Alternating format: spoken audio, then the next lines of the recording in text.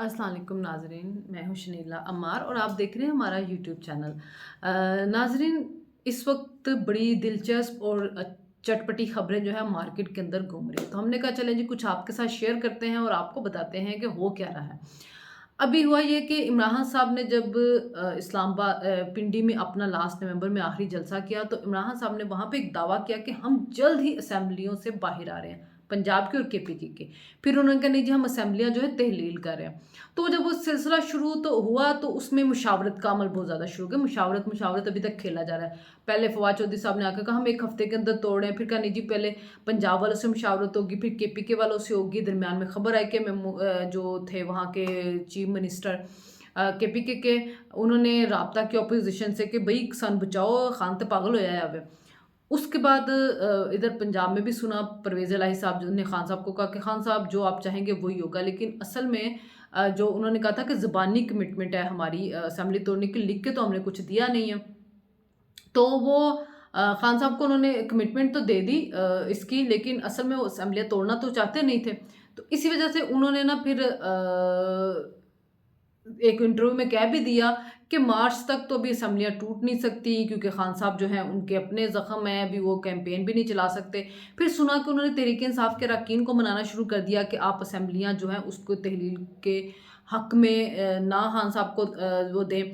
और फिर उसके बाद खान साहब कभी साउथ के अरकान से वो मुलाकात कर रहे हैं, कभी नॉर्थ के कर रहे हैं, कभी वो जो थे वो जा के सेंटर वाले अरकान से वो कर रहे हैं मुशावरत, और अभी तक मुशावरत मुशावरत खेल रहे थे। कभी कहते हैं 20 दिसंबर को जो है वो इसको तहलील कर देंगे, अब कह रहे हैं कि दिसंबर के अंदर तक हम तहलील कर देंगे, लेकिन वो देखते हैं कि वो कहते हैं हुनूस दिल्ली दूरस्त। तो वही मामला अभी तक चल रहा है। कल बैरिस्टर सैफ जो थे तर्जुमान के पीके के, उन्होंने कहा कि नहीं जी वो अरकान को और वज़रा को जो है अभी कुछ इस पे तहफ़्फ़ुज़ात हैं, वो चाहते हैं कि हाली सिर्फ खैबर पख्तूनख्वा की ना हो, जब भी हो साथ पंजाब की भी हो। अब पंजाब में आज एक दिलचस्प सूरत-ए-हाल ये है कि चौधरी सालिक हुसैन जो चौधरी शुजात के बेटे हैं, वो लंदन गए हैं। जाके नवाज़ शरीफ साहब से मिले हैं, चौधरी शुजात से उनकी फ़ोन पे बात करवाई है। उधर नवाज़ शरीफ ने तमन्नाओं का इज़हार किया उनके लिए नेक। उसमें ये सुना गया कि उन्होंने कहा जी काफ लीग के 6 अरकान जो हैं वो हमारे साथ राब्ते में हैं। यानी कि ये भी खबरें हैं कि चौधरी परवेज़ इलाही शायद कैबिनेट डिसॉल्व कर दें और जब दोबारा कैबिनेट बने तो उसमें नवाज़ लीग के अरकान जो हैं वो उनके साथ हों। यानी केपीके के पीटीआई के हैं वो उनका पता साफ हो जाए। अब पीटीआई की हुकूमत टिकी तो हुई है परवेज़ इलाही के ऊपर।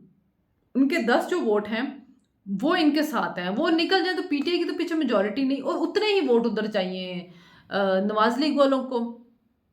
क्योंकि होता ये है कि जब आप 186 का आप पूरा नहीं कर सकेंगे ना 51% जो टोटल असेंबली का, तो फिर उसके बाद जब सेकंड जो राउंड होता है जिसके पास अक्सरियत होती है। अब अगर ये काफ लीग वाले जो हैं चौधरी परवेज़ इलाही को डाल दें, उधर से नवाज़ लीग वाले डाल दें, तो चौधरी परवेज़ इलाही की तो अक्सरियत आ जाएगी और पीटीआई ने जो बंदा खड़ा किया होगा वो रह जाएगा।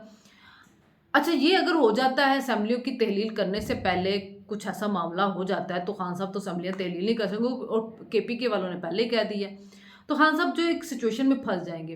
फिर आज नवाज़ शरीफ साहब ने कहा भी है, जो बयान दिया है कि देखें जेलें भी हमने भुगती, हम पे इल्ज़ामात भी लगे, हम डेली मेल से क्लियर है, बरतानवी तहकीकाती एजेंसी ने हमने क्लियर किया, पाकिस्तान के अंदर हमारे केसेस ख़त्म हुए और इसके अब केसेस चल रहे हैं। तो अब इमरान खान साहब अगर 3-4 महीने ये चीज़ें लेट होती हैं, तो इमरान खान साहब के सामने जो है ना मुश्किलात खड़ी होंगी। एक तो जो उन्होंने करप्शन का बयानिया बनाया था वो चीज़ तो ख़त्म होगी, जिस तरह उनके केसेस ख़त्म हुए हैं। ये पाकिस्तान में नहीं, बरतानिया में, अब बरतानवी अदालत को तो नहीं कह सकते बिक गए।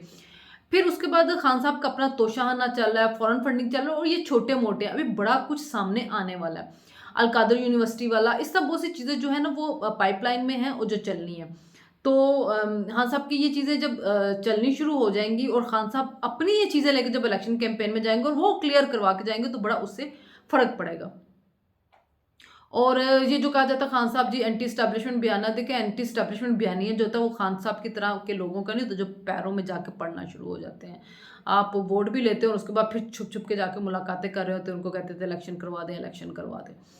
तो ये अब इलेक्शन की जो माहौल है वो बिल्कुल मुख्तलिफ होगा अगर नवाज़ शरीफ साहब पाकिस्तान वापस आ जाते हैं। अगर वो वापस आते हैं, वो अपना बयानिया बनाते हैं, इलेक्शन कैंपेन चलाते हैं, तो इससे बड़ा जो है वो फ़र्क पड़ेगा। तो अब देखना ये है कि खान साहब असेंबली तहलील कर पाते हैं, नहीं कर पाते। सिचुएशन रोज़ ब रोज़ उनके लिए गंभीर होती जा रही है वहाँ पे। राना सनाउल्लाह जो हैं वो भी आज मनशियात केस से बरी हो गए। वो केस उन पे बनाया ही झूठा गया था। इतनी ज़्यादा आपने उसके ऊपर वो डाल दिए हेरोइन का केस। अब क्योंकि जहाँ करप्शन नहीं मिली वहाँ पे हेरोइन का केस डाल दिया। वो शहरियार अफरीदी कहते थे जान अल्लाह को देनी। हमारे पास बड़ी वीडियोस हैं, वो वीडियोस आज तक किसी के सामने आई नहीं कि वो वीडियोस जिसमें ब्रीफ केस खोला गया को हेरोइन निकली हो। और राना सनाउल्लाह साहब के साथ बहुत ज़्यादा ज्यादती हुई थी जेल के अंदर। उनको चटाई पे लिटाया जाता था, पता था कि उनकी कमर में दर्द है, वहाँ पे चीनी बिखेर दी जाती थी ताकि चूंटी आए उनको काटे, और वो वीडियो बनती थी और खान साहब को दिखाई जाती थी। यानी इतना इंतकाम लेने वाला मुंतकिम मिजाज बंदा है ये इमरान खान, कि मेरे मुखालफिन को जितना दबा सकते हो, जितना तंग कर सकते हो करो ताकि मैं खुश हूँ। तो जो करप्शन करप्शन चोर चोर वाला बयानी है वो तो अब चलना नहीं है।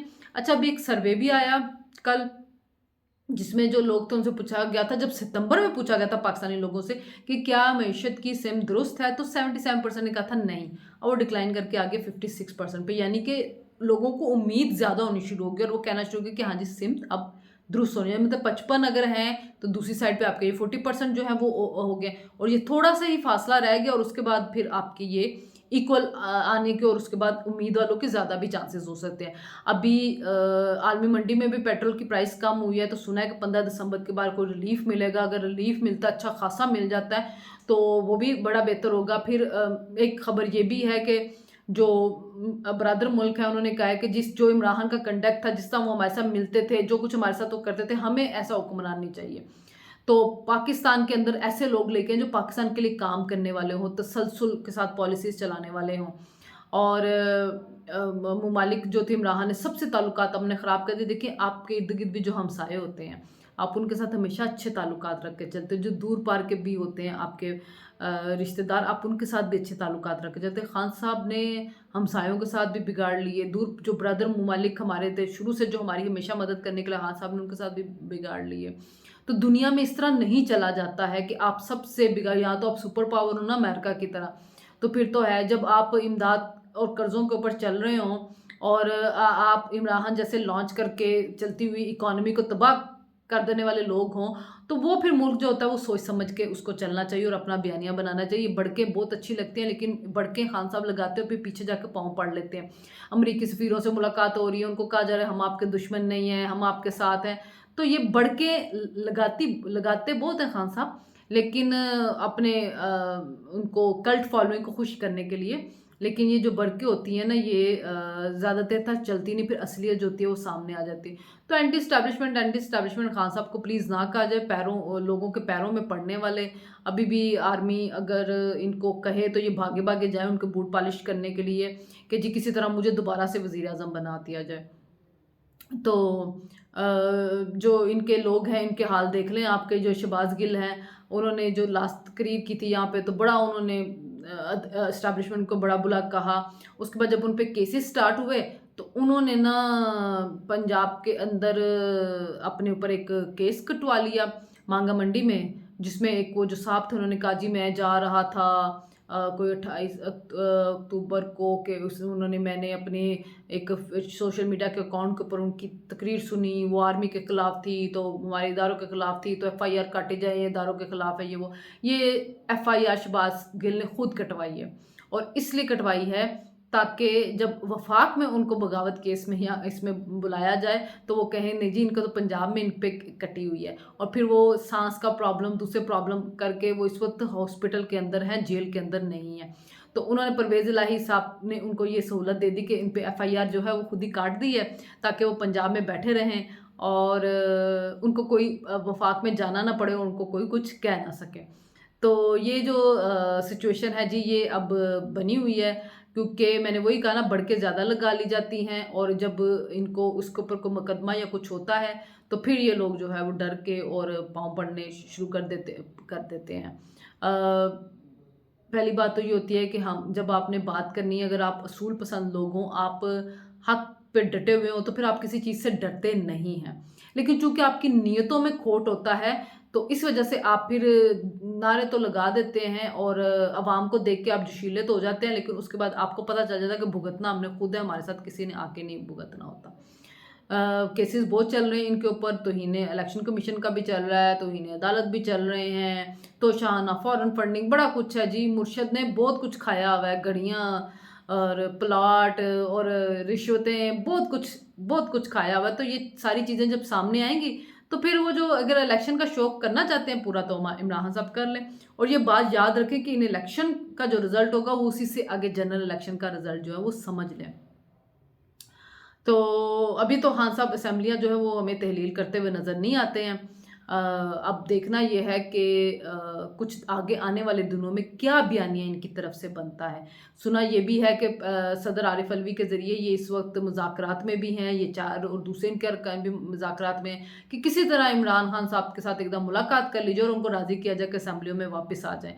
कुछ फेस सेविंग चाहिए क्योंकि आखिरी कार्ड खेल लिया गया हुआ है। और अगर ये उस पंजाब इलेक्शन हार जाते हो या केपीके का हार जाते हैं, क्योंकि सीट टू सीट एडजस्टमेंट अगर इत्तेहादी करते हैं, ज़िमनी इलेक्शन है वो कर सकते हैं, तो फिर इमरान खान साहब के लिए बड़ी मुश्किलात खड़ी हो जाएंगी जनरल इलेक्शन में। तो देखना कि आने वाले दिन, क्योंकि उसके बाद हो सकता है कि हुकूमत इकॉनमी की सिचुएशन देखते हुए और ये भी देखते हुए कि दो बड़े सूबों में तो हमारी हुकूमत बन गई है, इलेक्शन हो गए हैं, तो हम वफाक की हुकूमत को कोई 6-7-8 महीने आगे कर देते हैं। तो ये 2024 में चले गए तो फिर खान साहब की सियासत कहाँ जाएगी। और उसके साथ ये भी कि केसेस, टेनियन वाइट का केस भी खुल चुका हुआ है, वो केस जिसको बहुत अरसे से रोका गया हुआ था वो केस भी अब खुल चुका हुआ है। तो खान साहब अखलाकी कानूनी बहुत से मुकदमात में फंस चुके हुए हैं। तो इन सारे मुकदमात को उन्होंने फेस करना है। और जो बयानिया उनका अपना था ना ईमानदार वाला, वो बहुत बुरी तरह से पिट चुका हुआ है। तो देखते हैं जी फिर कल आने वाली सूरत हाल कैसी बनती है, क्या बनती है, खान साहब के लिए कितनी मुश्किलात आती है, कहाँ तक मामला चलते हैं, ये कुछ दिनों में सब कुछ हमारे सामने आ जाएगा। आप कमेंट करके हमें ज़रूर बताइएगा कि क्या खान साहब जो हैं इन मुकदमात में आपको उनकी नाअहली नज़र आ रही है कि नहीं आ रही है। हमारे चैनल को सब्सक्राइब कीजिएगा, लाइक कीजिएगा, शेयर कीजिएगा। अल्लाह हाफ़िज़।